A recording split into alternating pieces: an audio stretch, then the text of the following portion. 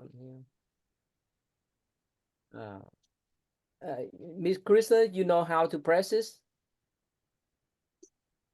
Can you? Let's see. Yes. Got it. Can you see the screen? Yes. Too Too small. small. Too small, huh? Okay, let me try to enlarge this. That's enough. Yeah, that's good. Good. Okay. Let's see here. We stop living here last week. So Ben, can you read please? Living Yes, at. sir. Yeah, can you make it one more bigger? Just one more? Okay, perfect. Okay, living at a time of warfare and political disunion in China, Tan Moon believed that this degenerated age had arrived. However, he found hope in a sutra, I need help with that word. Sukhavati Yua. Yeah, sure. Sutra on the Amitabha Buddha and his Pure Land, which described how individuals who aspired to Amitabha's presence could actually attain it. Tulan made the important contribution of aligning Pure Land ideas with mainstream Mahayana notions of the Bodhisattva path, arguing that those who were reborn in Pure Land to attain an enlightenment would subsequently return from there in order to assist others in fulfillment of the Bodhisattva path. Okay, got it. Yeah. You follow? Can you summarize? You follow? Yes, sir.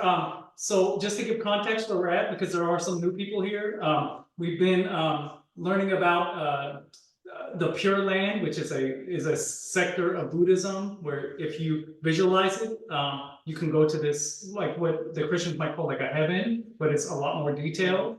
We're learning about Amitabha Buddha is the one that you would like meet in this Pure Land, like the head god, and so what we're seeing here is Tulan.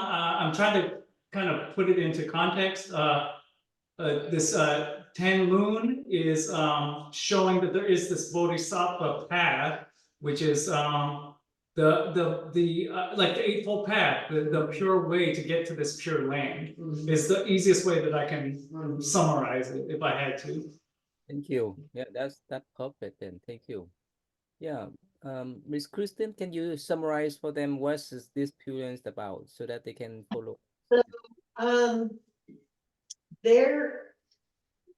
this is a certain sect of Buddhism. It's a little bit later, started a little bit later.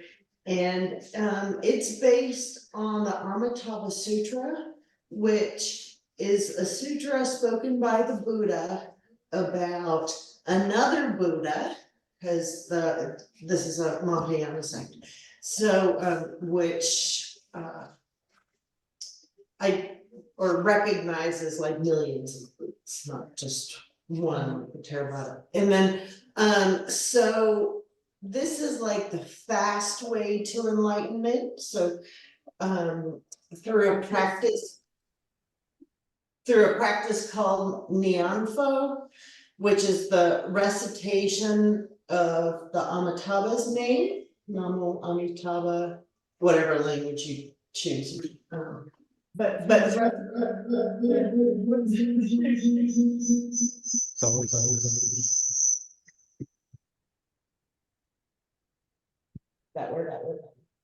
I think I have both. Your volume needs to go off.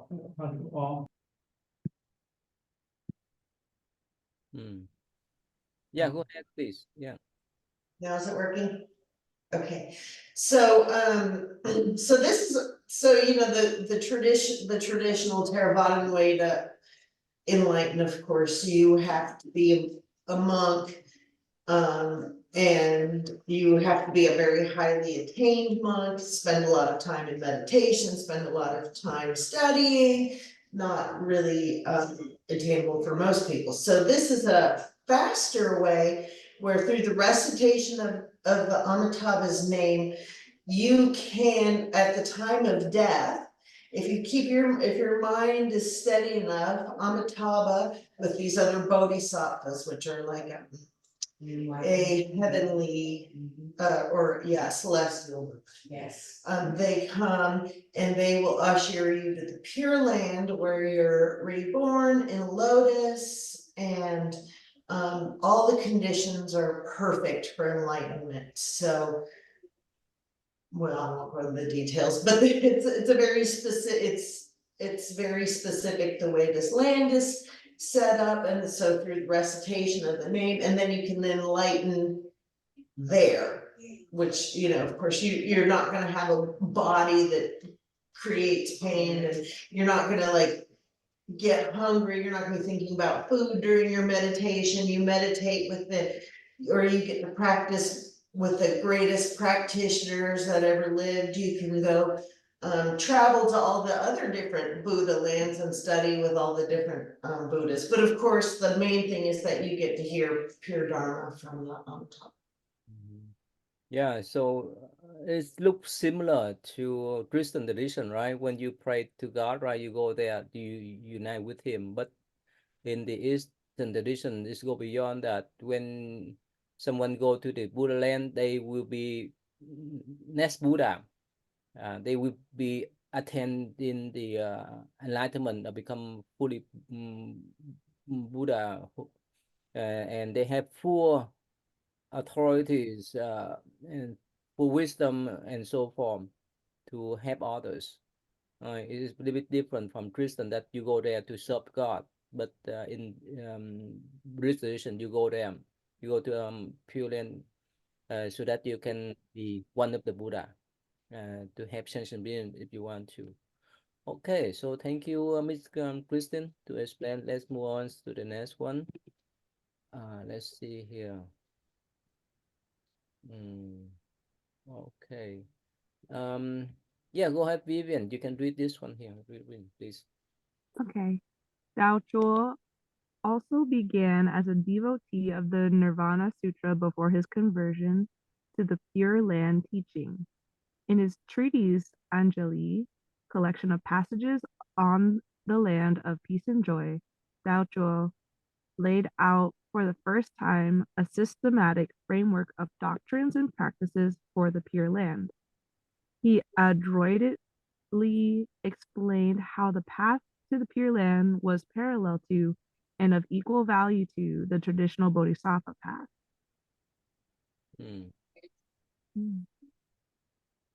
Yeah. But offered a much higher chance of success in this degenerate age because Amitabha Buddha actively aided the devotee.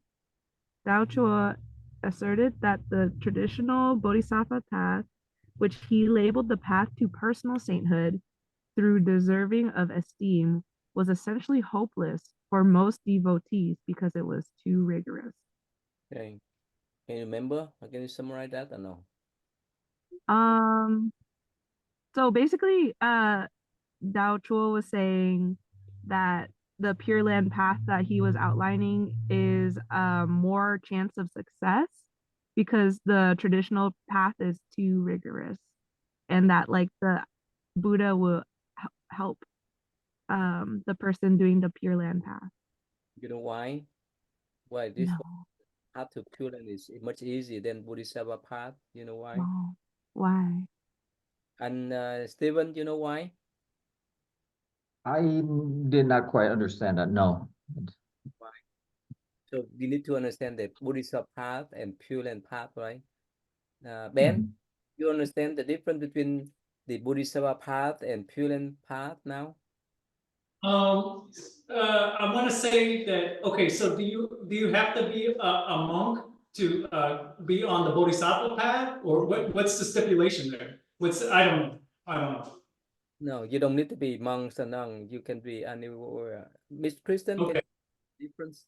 Okay, so the Bodhisattva path is this great vow where you vow to reincarnate lifetime until all sentient beings have attained. Yep, and, but the Pure Land path, you can go there, you can stay there, you can enlighten there, and Oh, you can come back? Yeah. Bodhisattva back path, you're gonna have to come back. For eternity. Until, until all sentient beings, are relieved. I'm good, just put me in the picture. Yeah, the Pure Land, but you can, I think you can. Can't you go to the Pure Land, but still vow to come back as a Bodhisattva, like you can do both? It's just that the Bodhisattva path is that you're gonna have to come back here. And you devote yourself to help others reach the pain of God. Okay, let's give one example. So we have the war going on in Ukraine, right? Let's say college student, right? They go to school over there, right? It's be a tough time for them, right? Because the war is still going on there, and there's a lot of problems, not only the war, but also the food, the tuition, and so forth. So if they remain there, if they stay in Ukraine to go to study, right? I mean, in college level, whichever major, let's say engineer degree, it's much easier for them to come to the state because we don't have any war. We are peaceful country, and there's all kind of support for them to study here. Understand, Ben, right? Yeah, yes, I'm following. It's similar like that. You stay back in your country where there's a lot of turbulence, there's a lot of war, there's a lot of problem occur. Make sense? But while you study over there, and of course you stay there and help your relatives, whoever over there. Make sense? Right? That's what the Buddhist path. You go back again and to help other people, but it's pretty tough, right? But when you go to the state, like the United States, so you don't need to deal with those kind of war or fighting around you. Make sense? So it's similar way. When someone go to the Pure Land, they don't need to concern anything about food, about clothes, about job, whichever happening in our civil life. So they just focus on practicing Buddhism until they attend Buddhahood. That's when until they become Buddha. And at that time, they're free to come back to help anytime. So that is what they talk about, right? In the Pure Land, they feel that yes, much easier for them to go there to study and practice until they become Buddha, and they come back to help. Much easier than you stay back here to help others, right? You revolve in the samsara and cycle rebirth, and you help other people, but it's pretty tough. Make sense, Ben? You follow me? Vivian, you follow? And Steven, you follow that? Yes, Mofak, I do, yeah. Yeah. Okay, so let's move on to the next one. Let's see here. Miss Jessica, right? Would you like to read, please? Yeah, this one here. Okay. Not long after the creation of the ideals behind Chinese Pure Land teaching, Buddhism began to make a serious impact in Japan. During the Nara period, 710 to 794 CE, the first Japanese Buddhist essays appeared, including a treatise on Pure Land Buddhism, like a treaty, I guess. Although there is evidence in this early period of a belief in the Pure Land of Maitreya, the term Pure Land Buddhism in a Japanese context always refers to the belief system surrounding Amida Butsu. You can stop there. Thank you. You understand? Not much. You understand that? Probably you may not know the background, huh? Miss Kristen, can you explain what's meant with Pure Land of Maitreya for them, please? Maitreya is a future Buddha, so he was also like this great monk that made these wonderful great vows that once this current Buddha, the teaching of this current Shakyamuni Buddha fades out, that he will reemerge as the next Buddha to bring back the Dharma teaching. Yeah, so basically say that in Japan, at first they follow that path to be reborn in the what we call the Dushita heaven, where Maitreya Buddhists have teaching over there at first, because they got influence from India directly, but later on, because of this kind of Pure Land tradition prevalent, so it spread to Japan, and whenever we talk about Pure Land, it relates to the Pure Land of Amitabha Buddha. It makes sense? You follow that? Yeah.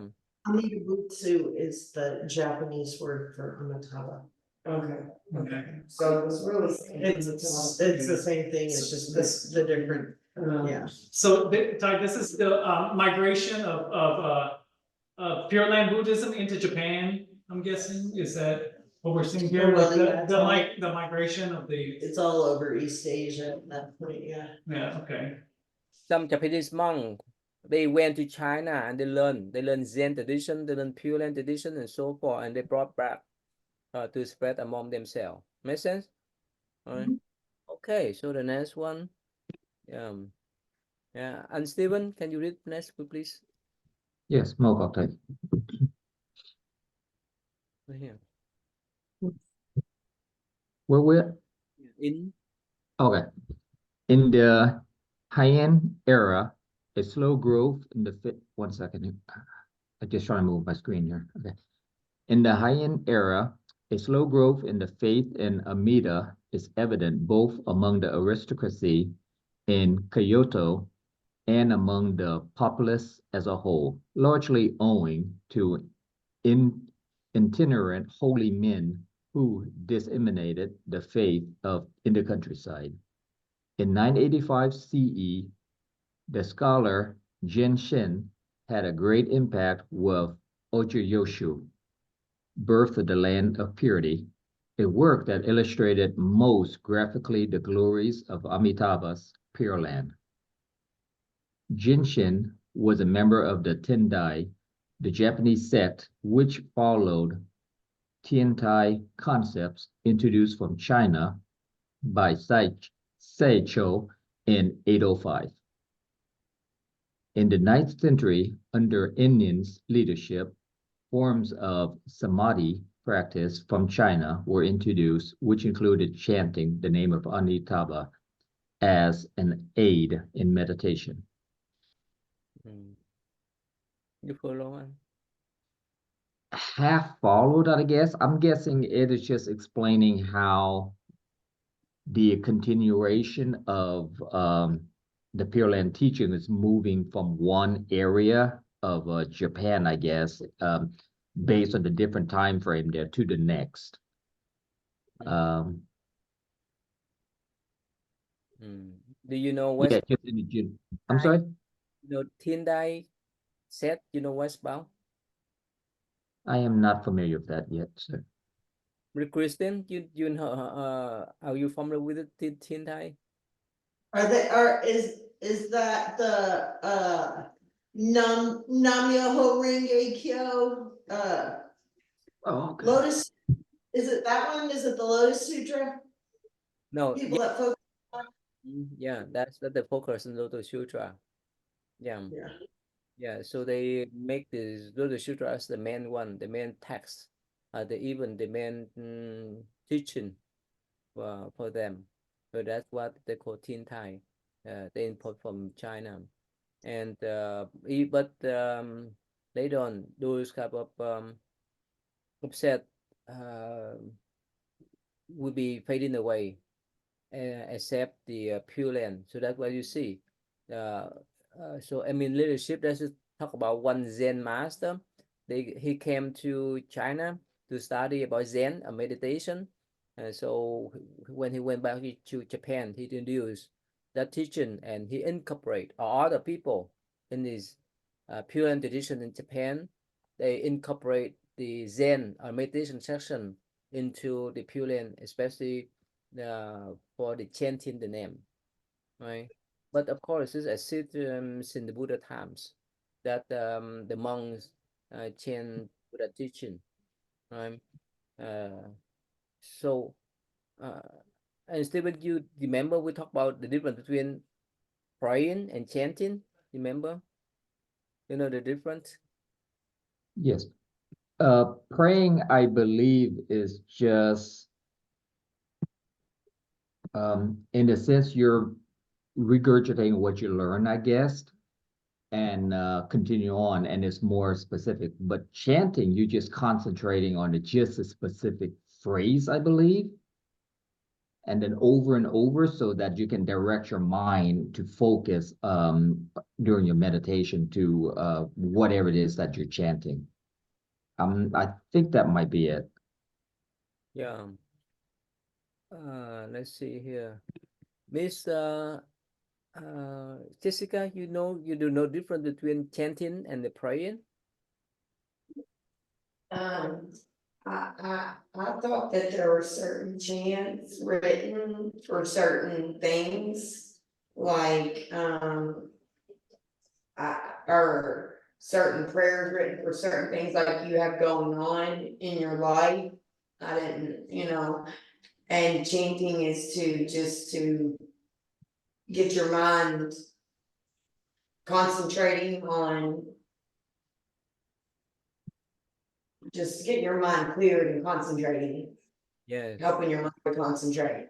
So I guess there's different chants for that. So in the West, people used to say pray, right? They don't say chant, right? Right? So let me share with you here.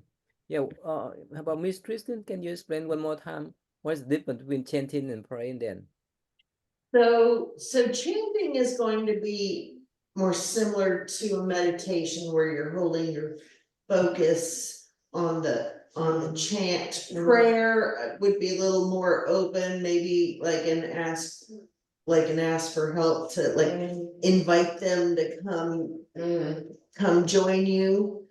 And then of course, meditation is some sort of level of concentrated. And with absorption. prayer, you pray to a specific God to help you with this. Well, yeah, usually they pray to the bodhisattva, like in this tradition, they pray to the bodhisattvas, but they chant the name, so they recite the name of the standing Buddha, of the Amitabha Buddha, but like they pray to the bodhisattvas because they're the ones that are more likely to help in this realm. So basically, when you go to temple and you see people doing, usually we call it chanting, not the praying. Chanting is like the student, they read the textbook, read the subject, or read the lesson many times repeatedly so that they can be familiar with the teaching. So does the Buddhists. So when we do the chanting, it reminds us about Buddha teaching. But of course, it may overlap with the form of praying too, right? Like Miss Kristen mentioned that, yeah, some Buddhists they pray for Amitabha Buddha or compassion, compassion Bodhisattva to bless them. That's the form of praying too. But this in Buddhism is overlap. Yes, Ben? Well, we're here at the temple, so in the background, they're doing the chant right now. Yes. And we can kind of hear it, I'm sure they're doing a specific chant. Is that right? Yeah. Yes. So, So that is What- we decide they decide like I can't, hang on. Yeah, that's that type of chanting. they're chanting the Lotus Sutra behind us. But the one more time, it's the overlap between chanting and praying. So most of the time, for the devout Buddhists, they would not say chanting, they would say praying, because they pray to the Buddha and Bodhisattva to bless them. right? So in that's why it's similar to other traditions like Christian and so forth. But in a sense, for the one that understand Buddhism well, we talk about chanting. Chanting is repetition of our learning from Buddha teaching, so that they can remember and put in practice. Right. So let me share with you one short video clip. Vivian, you follow Vivian, right? About Ireland, you follow? Ireland, you follow? Right? Okay. He's talking to you. You gotta forget this. You gotta forget this. Yeah, here's a chanting here. Chanting of the Tripitaka is an ancient tradition. At Bodh Gaya, it would have been done on a daily basis for 1,500 years, up till the 13th century, when the great temple was abandoned.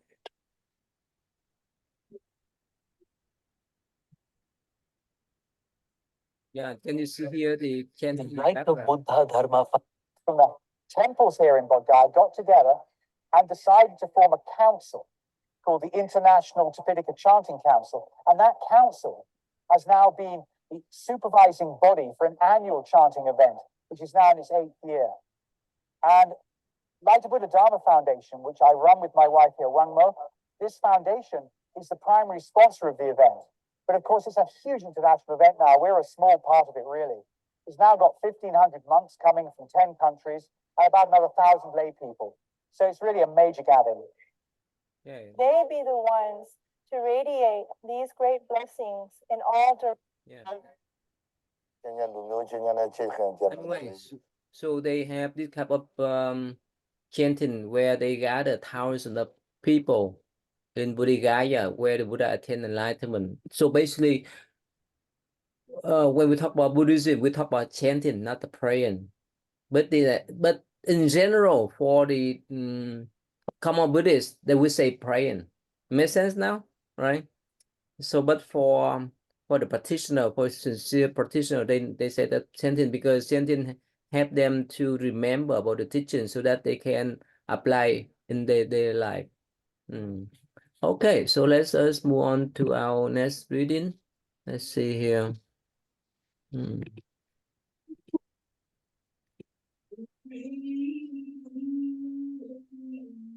Yeah. Okay. Is it I lie, right? I spell your name. Yeah, can you read, please? This had happened in China prior to the onset of the Kamakura period. Japan experienced a period of domestic chaos, and the Buddhist doctrine of historical decline gained credibility. It led many Buddhists to view the attainment of individual liberation by conventional means. I think, yeah, right here. Hopeless, the most persuasive response to the situation came from the most pivotal figure in Japanese Pure Land Buddhism, the 10-day monk, Hoen, who is considered the founder of Japan's first Jodo of the Chinese Jodo Pure Land School of Zen. Hoen's revelation came while reading the work of the Chinese master Shanryu, whose writings had previously received the attention of Japan. Owen was particularly struck by Shango's assertion that the oral recreation of Amataba's name was the one true practice, precisely because it was easy to do and therefore had the most universal application. Owen developed the doctrine further in his public lectures in Kyoto, drew huge numbers of students from all levels of society. Yeah. You follow that or a bit confusion? You follow? I'm kind of confused. Yeah, Miss Kristen, would you like to help, please? Yeah. Well, they're just kind of saying that, this Tendai monk who was the founder of of Japanese Pure Land Buddhism. And he had learned that from the Chinese master Shen Dao, so he go studied with him, and then he brought that to Japan and then it spread to Japan. And he opened a school. Yeah, so it was like lineage. We advocate, right? That is much easy path for them to practice to become Buddha. So Yeah, because very hard, very hard to enlighten in this lifetime. Yes. If you really look at what it takes to enlighten on this planet, even if you're a monk, that it's still like very hard. So this is a much faster way. So it was more accessible to a lot more people. This is new to me because to obtain moksha that's as far as, this is, I guess, fast way, I like it, Yeah. as a- Well, moksha is more of a Hindu term. It's more yeah. We don't use that word so much in Buddhism. moksha But is it is still considered liberation. It's just yeah, it's called liberation. So that's the difference between Buddhism mentioned about liberation, right? And the Christian tradition mentioned about salvation. We talked about that, right? Oh, And remember, can you explain the difference between salvation and liberation? Why is it different? Remember, Ben? I'm just trying to recall, salvation is, you are asking an outside entity to like forgive your sins. And to, you're like giving your life over to this entity, for some sort of sin, degenerate thing. And the liberation would be, more from like the inside out. I'm renunciating, I'm giving away all my attachments. I'm liberated from the bondage of this world. It's I would say it's more inside. I don't know if that's proper. I'd love to hear your definition. And Stephen, can you a little bit more about the difference between salvation and liberation we talked before? I think just like everyone's touching so far there, salvation is more of trying to ask for forgiveness for all the wrongdoing you have been doing. Liberation is looking deeply inside and doing your best to learn and basically not to let go of all wrongdoing, all thinking, all the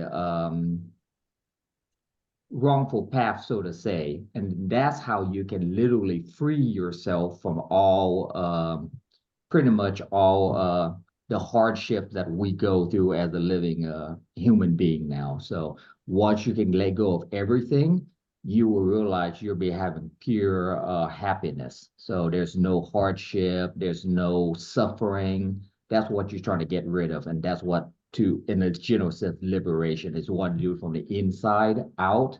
And then once you get that, then that's when you can share and help others to have their liberation. Mofakte. Vivian, you follow the difference between liberation and salvation? You follow that? Yeah, this is here how I'm interpreting it is that like the salvation might be like the first step, like you're going down a path of like not being aware of like the bad karma that you're racking up, or the bad doings that you're doing. So then the salvation is like getting off of that path and being aware and going towards the path of liberation where you're becoming free of the cycle of karma. So like when you little, right? You need to rely upon your parents, whoever take care of you. right? But when you mature enough, you know how to solve your problems, right? You see the difference. So Miss Jessica, you recognize the difference now, right?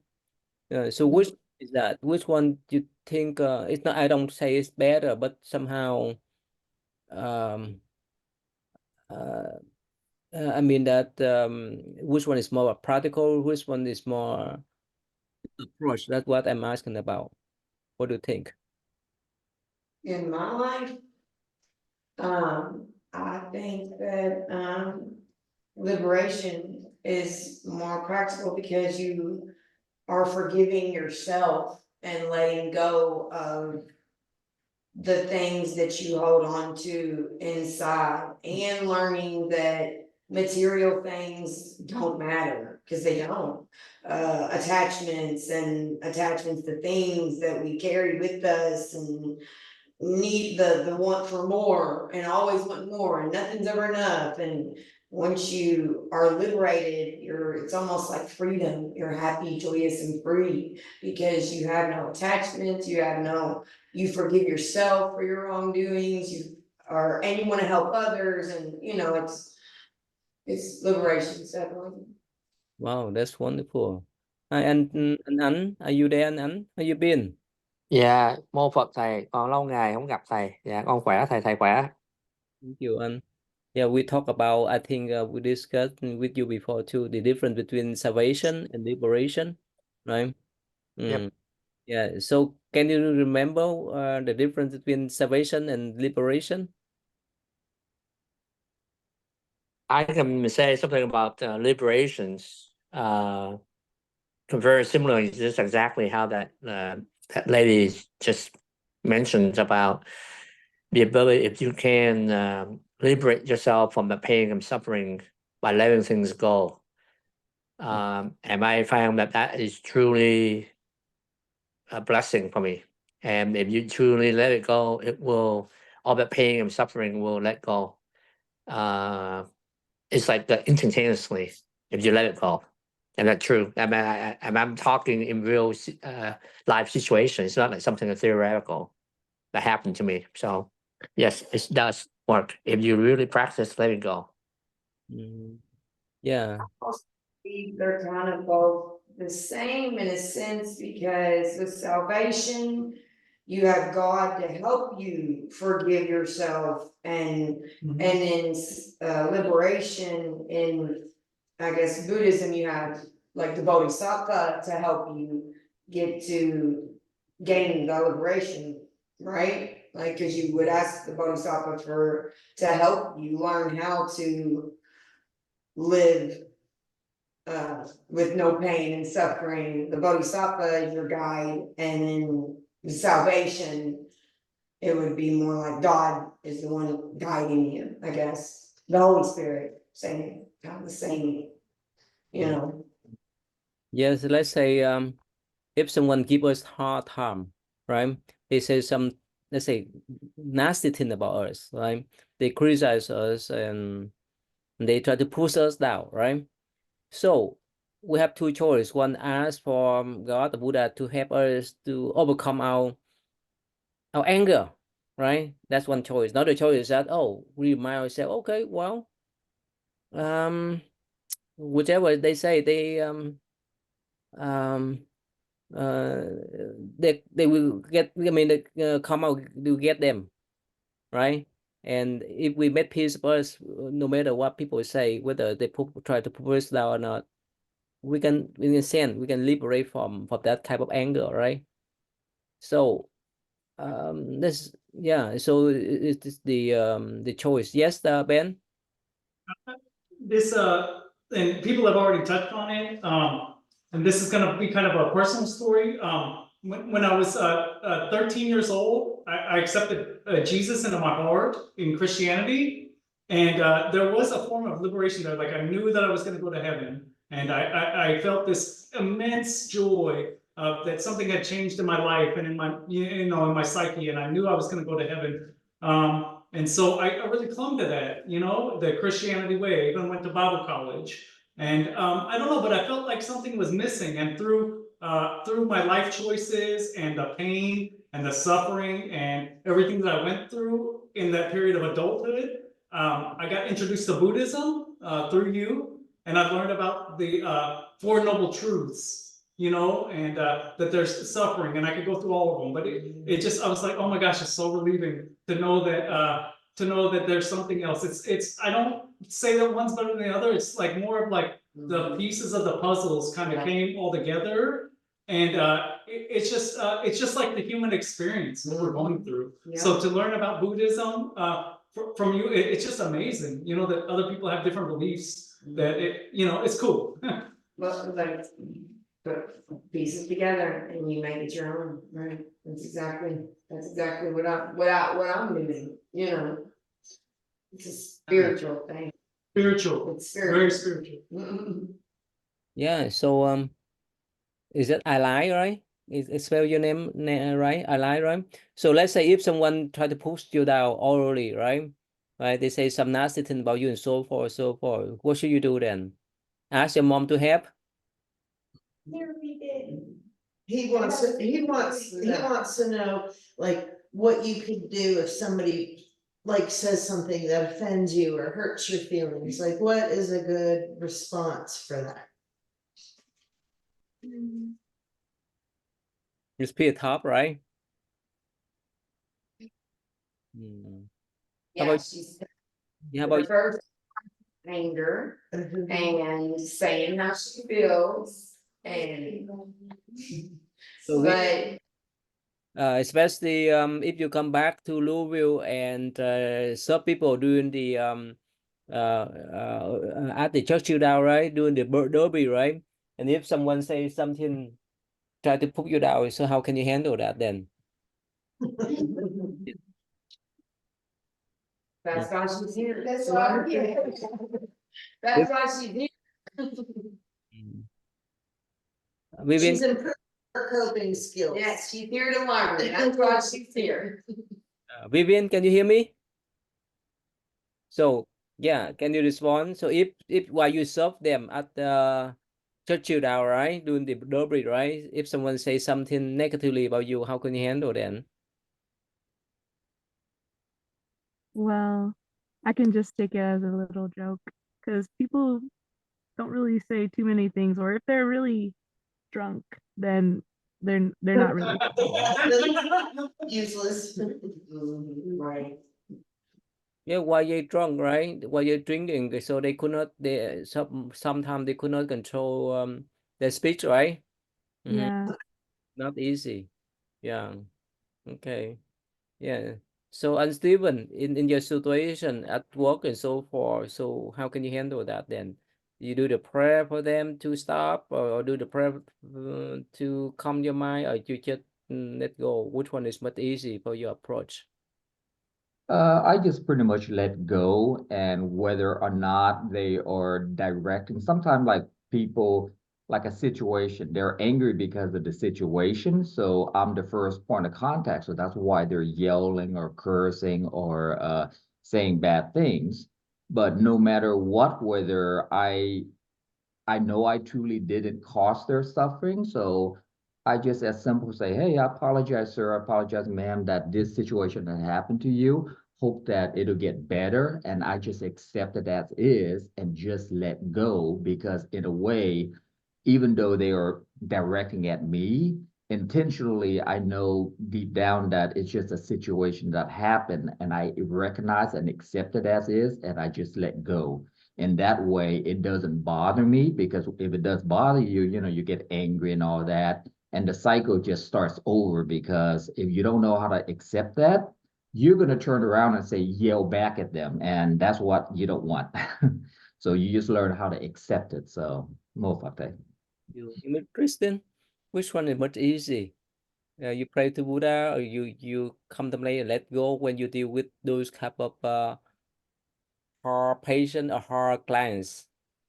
Oh, well, I practice a lot and have had a pretty solid meta practice. So that tends to be my first thing. And then of course, I have a lot of mindfulness training, so the first thing I try to do if I'm in a situation, even if it engages like my nervous system, I try to like not make it personal. I just try to like evaluate the whole thing, and then, okay, what's the most peaceful way to do this? Does that person need to be heard? Does that person need to be calmed down? Do you need to hold a boundary with that person? But, I feel like I have a number of strategies to kind of pull back and evaluate those situations. And since I meditate so very much, and I used to not, so I know, like, it used to be when someone would like do something that would like get my nervous system fired up, like I was on it. Like I was ready I was ready to go. But now it's like, first I'm like, okay, first I know I need to regulate, and this is through mindfulness and a lot of training, like, how do I regulate my nervous system back to like where I'm thinking and the blood isn't like pumping in my face. And so first I try to do this like, and then it's like, okay, immediately everybody meta, is may you be happy, may you be peaceful, may you be safe from danger.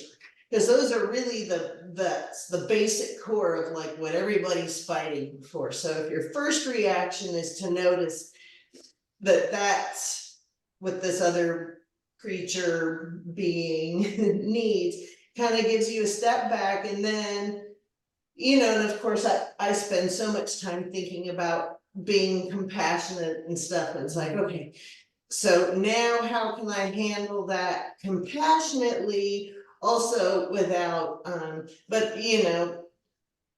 still holding my own boundaries as a person, not letting someone walk over me, but also understanding that the reason somebody will harm you or somebody is angry with you is because of something inside of them. It's not you. You have to recognize what you're seeing is really the reflection of, and then the other thing is you have to remind yourself that, like, if you get the sense that somebody, let's say they're speaking one word, but then you feel some sort of like understory, like under that, then it's your responsibility to understand you only recognize things that you have in yourself.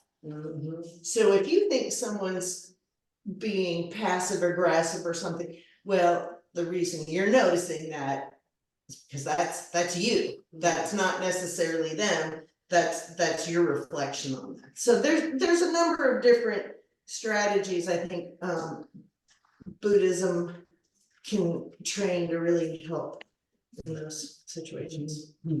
Yeah, thank you. And what do you think? Which one is much easier to pray Buddha so that they can change their mind, not to give us hard time, or we need to let go of our anger whenever that problem occur, whenever they give us hard time? What do you think? Which one much easier approach? I think the easiest approach is for us to we as a human, we cannot like just completely ignore, but aware that those sensations, those feelings, and those hindrance, right, to us that we do not like, we know it coming, but the most likely option we should do is to aware of it, but let it go by like a cloud. The cloud just on top of us is just go by. If we wait for time, it will slowly going, or someday it may go very fast. Some days we're really slow, but it will go past. So I think if we are aware of those feelings, but let it go by, and don't hang on it, don't put yourself on top of it, don't try to chase after it, but just be aware that those clouds are coming, and they will stay or they will move along, and they will move slowly or move fast. But just be aware of that, and then don't attach to it. Then slowly over times, as we learn to do that, then it will help us to let go. So my best thing is probably to let go or to not let things bother us. Then those probably help us along the way, more so than praying, hoping, asking someone to help us. It's only us that truly help ourselves, I think. Thank you. Vivian, what do you think? Which one is easy to pray Buddha so that Buddha can change their mind, or we need to contemplate that like the way that Bob then mentioned? Which one is much easy in your view? Yeah. I mean, also it depends on how like big the thing is. Like if it's a really big issue, like let's say, I don't know, like your sister like really going off on you, like someone personally, and it feels really hard. Sometimes it's harder to just accept it. Like if it's a stranger, it's easier. But like for maybe harder situations, it would be at some point like you can help yourself, and at some point sometimes you need a little more help from an entity. Yeah, let's say Yeah. if someone hit your car from behind, right? But of course it's just a minor. The major, definitely you will call your insurance to cover, but it's just a minor scratch. It's easy for you to let go, or just you need to claim the insurance. What do you think? Well, my car is really bad, so I would not claim my insurance. Yeah. Okay, so Ben, what do you think? Go ahead, Ben. Okay, well, when I had my BMW, if somebody would have scratched the side of it, I would have like killed them off the bat, like I would have went irate. But I don't have a fancy car like that anymore. I have like a little car, but now it's like it's a material thing. In the Western world, it's like I read the stat. It's like people think they're going to get rich by lawsuits, by litigation, by suing somebody, and there's like so much money in that. And now I've learned like it's an attachment. There's so many material things. It's like why worry about the small stuff? It's like you can't take it with you. I'm not saying I won't get angry or emotional, but in the long run, it's just a thing. Yeah, thank you. And Stephen, what do you think? It's easy to pray Buddha to change their mind, or easy to make peace with ourselves, especially in the case if someone hit your car in the back, and of course it's just one. It's easy to do that. Actually, I got hit in the back by it was a 3-car accident, almost a 4-car accident, and I was lucky that I didn't hit the car in front of me because the light was green and the cars in front of me were pulling away. If we were at a complete stop, I would have hit the car in front of me. And the reason why is because the last car behind was going way so fast that it hit a big old pickup truck from behind me and rammed into me. And situations like that, when I was younger, I would probably be really angry and everything. But just like Ben was saying, I learned how to accept things happen. And that's why insurance is there for, if things happen, just let it fix, as long as there's nobody hurt or really injured, things happen. And I just learned how to let it go. And thank goodness no one was hurt during that accident, except the one that caused the accident, that car was totaled because of the speed it was going. But other than that, like I mentioned, I just learned how to just let go of it, and just move on, and everything was fine. So in other words, I just accept things and learn how to let go. Miss Jessica, is it easy or it's pretty hard? If someone hit your car, of course I'm talking with minor one. Is it easy to let go, or you need to claim insurance? What do you think? It's not easy. I hit someone. She's the one I that. But I'm also really good at, so it was initially his fault, but he wanted to call the police and everything. So that was fine, so we're standing outside of my car and I'm like, And I really just talked to him and said, I understand the law that if I hit you, it's my fault. I understand that. But what's right is right and what's wrong is wrong. And I just hope that you find in your heart, my car is smashed in the front end. Your truck isn't hurt at all. But you want to call and make the claim on my insurance. I just hope that you find in your heart and do what's right. And within 5 minutes, we was both pulling away with no claim.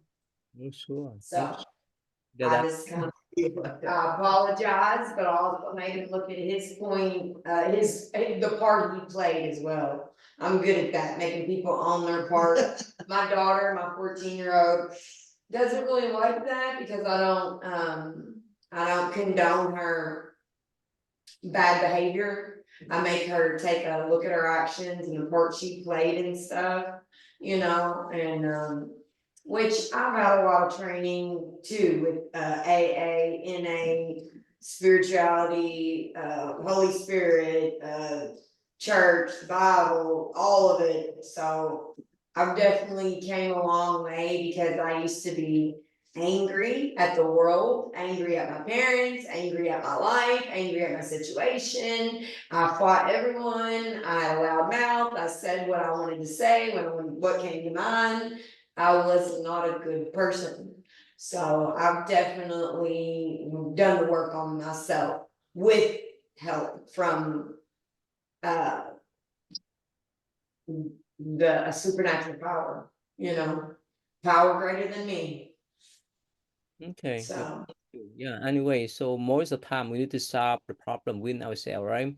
Unless it's too big, right? Unless it's too serious, we need to help, we need to get the help from others, even in Buddhist view, the Buddha and Bodhisattva too. All right, so thank you. It's time up. Thank you. Thanks for coming, and please come if you have time. Okay. All right, so thank you. All right, thank you. I thank